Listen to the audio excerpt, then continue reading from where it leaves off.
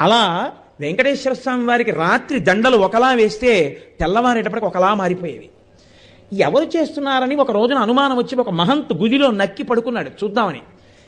అర్ధరాత్రి అయ్యేటప్పటికీ అయ్యవారి పాలపీఠం దగ్గర రాయి తొలగి తేజోరూపంలో తరిగొండ వెంగమాంబ గారు వచ్చి హారాలు సరిచేస్తుంటే చూసి మూర్చిపోయాడు. ఇప్పటికీ తేజోరూపులై ఆనందనిలయంలోకి వెళ్ళి ఈశ్వరుణ్ణి సేవిస్తారు.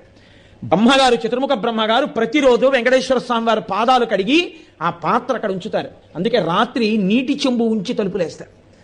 ఆ శేషాన్ని సుప్రభాతానికి వెళ్ళిన వాళ్ళకి దర్శనమిస్తారు. అంతటి మహానుభావుడు వెంకటరమణుడు. వెంకటరమణుడంటే వెంకటరమణుడే. ఒకరా ఇద్దరా, ఎంతమందితో అనుబంధం. వారం రోజులు కాదు, కొన్ని నెలల పాటు వెంకటరమణుడు భక్తులు చెప్తూ వెడితే ఎన్ని యుగాలలో ఎంతమంది ఆ వెంకటాచల క్షేత్ర స్పర్శ చేత పునీతులయ్యారో, ఎంత ఆనందం పొందారో. ఇప్పటికీ నేను మీకు ఒక యథార్థం చెప్తాను.